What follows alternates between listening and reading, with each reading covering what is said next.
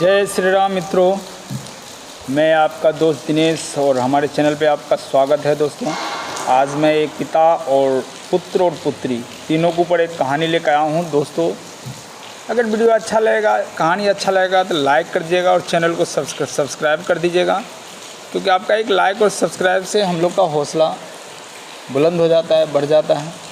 आइए दोस्तों, कहानी का शुरुआत करते हैं। किसी गांव में एक गरीब आदमी रहता था। वो और उसका पत्नी और उसका एक बेटा और एक बेटी था, और दोनों बेचारा खेती बाड़ी दूसरे यहाँ काम करके जीवन यापन करता था, मजदूरी करता था, अपना मेहनत मजदूरी करके अपना जीवन यापन करता था। ऐसे समय बीत रहा था। बेटा को भी किसी तरह बेचारे स्कूल भेज रहे थे और बेटी का भी स्कूल भेज रहे थे। दोनों समय बीतता गया। एक समय ऐसा आया, बेटा बोला मैं शहर में पढ़ने के लिए जा रहा हूँ, और बेटे को शहर भेज दिया पढ़ने के लिए। और बेटा अच्छी खासी पढ़ाई करके कहीं एक छोटा मोटा नौकरी पकड़ लिया, और बेटी भी पढ़ाई कर रही थी। और हमारे देश में बेटी को लोग पढ़ाने के लिए थोड़ा सा हिचकते रहते हैं, और ऐसे तब भी वो बेचारे बेटी को पढ़ा रहे थे। पढ़ते पढ़ते बेटी विवाह के योग्य हो गया, और विवाह के योग्य हो गई तो माँ बाप का चिंता स्वाभाविक है, बढ़ जाता है। और बढ़ गया माँ बाप का चिंता, और उन्होंने उसके लिए बर खोजते एक दिन ऐसा समय आया जो लड़का बहुत अच्छे घर में रिश्ता तय हो गया। तय होने के बाद उसकी शादी भी हो गई। शादी होने के बाद शायद माँ बाप ने बहुत ही अच्छे से, बहुत ही खुशी तरीके से उसको विदा किया। विदा करने के बाद दोनों पति पत्नी अकेले रहने लगे गांव में। दोनों पति पत्नी रह रहे थे गांव में। समय बीत रहा था, उधर बेटे भी शादी के योग्य हो गया था। तो बेटे ने शहर में था तो उसको कोई नौकरी भी लग गई। नौकरी लगने के बाद उसने शहर में, उसकी शादी हो गई और बेटे शहर में ही रहने लगा। रहते रहते ऐसे इसी बीच ये दोनों पति पत्नी का उम्र भी हो गया था। ये दोनों आज एक दिन ऐसा घटना हो गया, किसी कारणवश उसकी पत्नी का देहांत हो गया।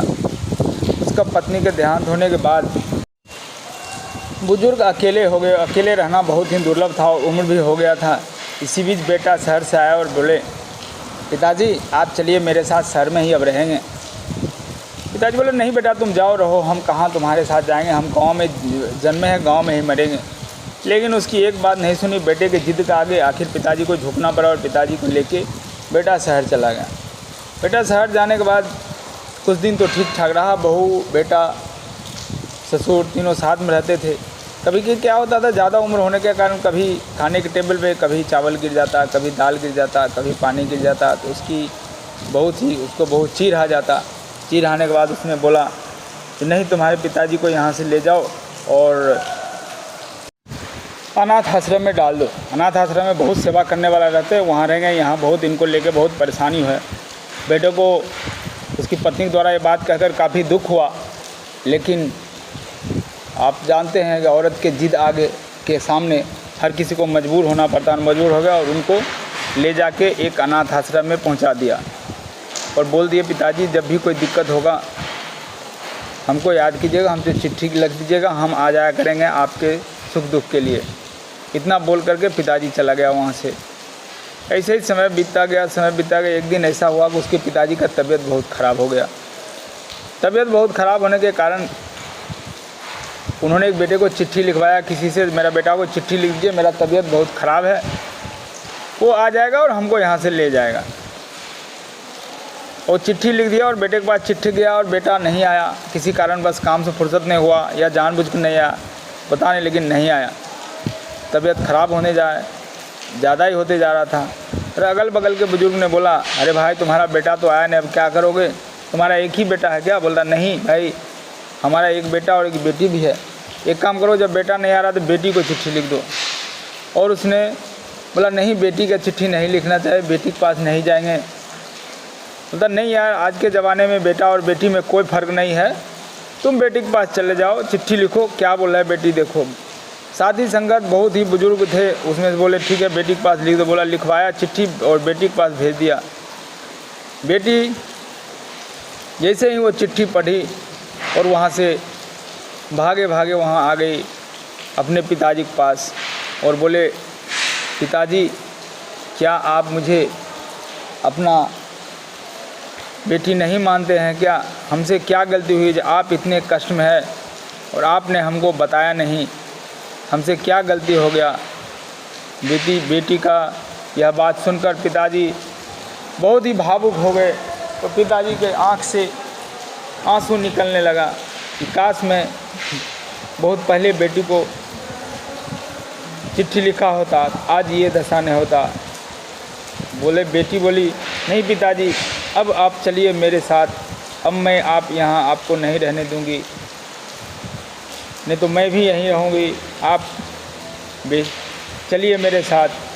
दोस्तों, बेटी तो वो रत्न होती है जो हमेशा पिता के आंसू पोंछने के काम आते हैं। अगर कभी सुन ले बेटी हमारा पिताजी कुछ चिंता में है, कुछ तकलीफ़ में है, वो भागी भागी चली आती है। लोग सोचते हैं बेटी को क्या कहूँ, बेटी को क्या कहूँ। आज भी हमारे देश में मानसिकता है, आज के जमाने बेटा और बेटी में कोई फ़र्क नहीं है।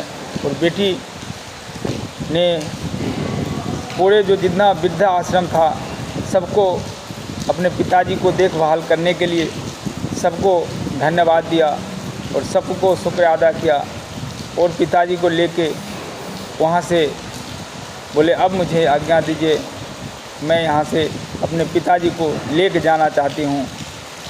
सारे बुजुर्ग जितने भी बैठे थे सबके आँख में आंसू आ गए और बोले, काश आज मेरी भी बेटी होती तो हम भी यहाँ नहीं होते। आप सुनेंगे बेटा बड़ा है, बेटा बड़ा है, बेटा बड़ा है। बेटा तब तक बेटा रहता है जब तक उसकी शादी नहीं हो जाए, लेकिन बेटी हमेशा बेटी रहती है। इस बात का आप लोग को दोस्तों ख्याल रखना चाहिए। आज के ज़माने में बेटा और बेटी में कोई फ़र्क नहीं है। सही औलाद है आपका और सही संस्कार दिए हैं तो हमेशा आपके साथ खड़ा रहेगा।